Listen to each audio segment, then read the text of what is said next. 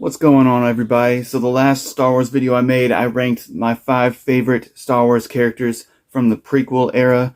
Today, we're going to do my 5 favorite Star Wars characters from the Reign of the Empire era, or the original trilogy era. Basically from Rebels/Andor until Return of the Jedi. Let's do it. This is where the fun begins.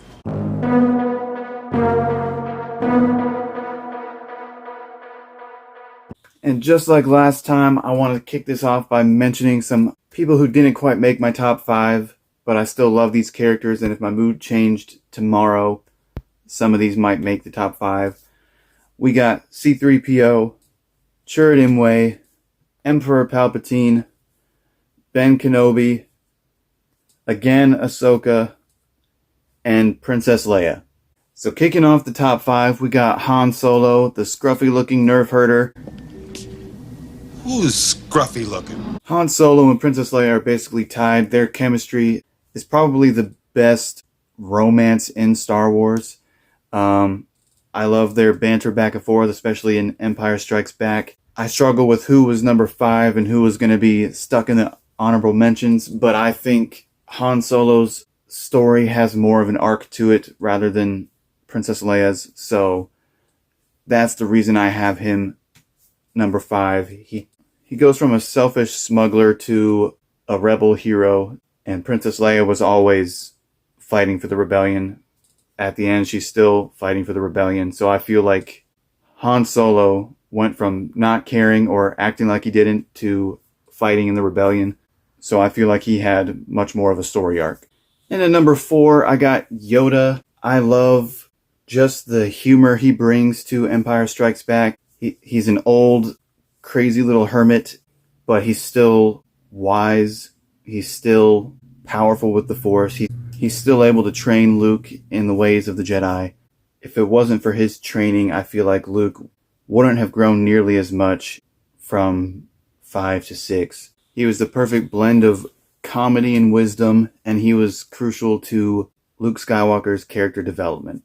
And at number 3, I got Kanan Jarrus, voiced by none other than Fred Jones from Scooby-Doo. He's the master of Ezra Bridger. He's one of the few survivors of Order 66, and at the end of Rebels, he makes the ultimate sacrifice to save what has become his family, his apprentice, his love interest, and he's just he turned out to be one of the coolest Jedis there are in Star Wars.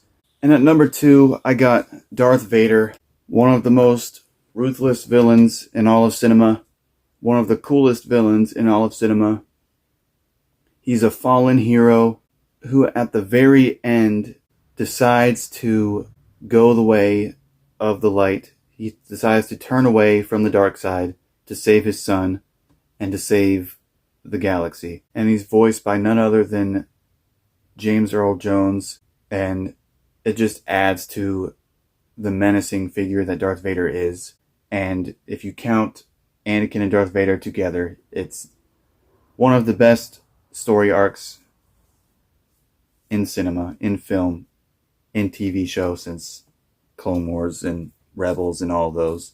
From being a slave to finding out he might be the chosen one, having to deal with all the loss he did, having to deal with all the mistakes and decisions he's made, thinking that there's nothing left for him than to follow the Emperor and be his right-hand man in doing the evil deeds, to then making the sacrifice to save his son and the rest of the galaxy, fulfilling his chosen one prophecy.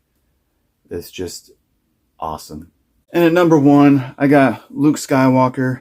He has the best and most fleshed out story in the original trilogy, and arguably the entire Empire era. He goes from a whiny, impulsive Anakin Jr. into a mix of his father, Obi-Wan, and Yoda, crammed all into one person. And he finds a way to get to his father. And in his final moment, when he's tempted the most, at least this time, he makes the decision to put down his lightsaber and not fight. He makes the ultimate decision to do the right thing, to stay in the light side. And his growth from 5 to 6 was crazy. He goes from crazy impulsive, always whining, to, for the most part, being very well composed and much wiser than he was in the previous movie.